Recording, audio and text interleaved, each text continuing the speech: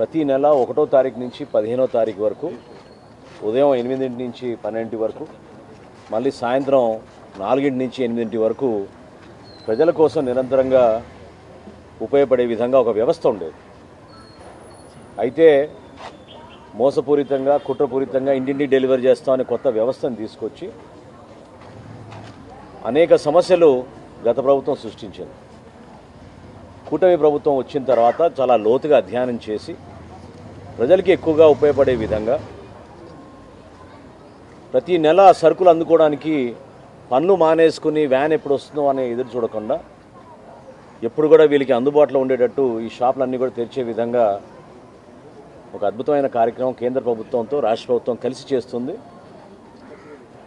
ఈ పథకాన్ని ప్రజలకి మరింతగా దగ్గరగా తీసుకెళ్లే విధంగా అదేవిధంగా టెక్నాలజీని ఉపయోగించుకుని ప్రతి ఒక్కరికి మేలు జరిగే విధంగా ఎక్కడ పొరపాటు లేకుండా రైస్ స్మగ్లింగ్ అనేది ఆంధ్రప్రదేశ్లో జరగనీయకుండా చర్యల్లో భాగంగా ఈరోజు ఈ నిర్ణయం తీసుకుని ముందుకు వస్తున్నాం.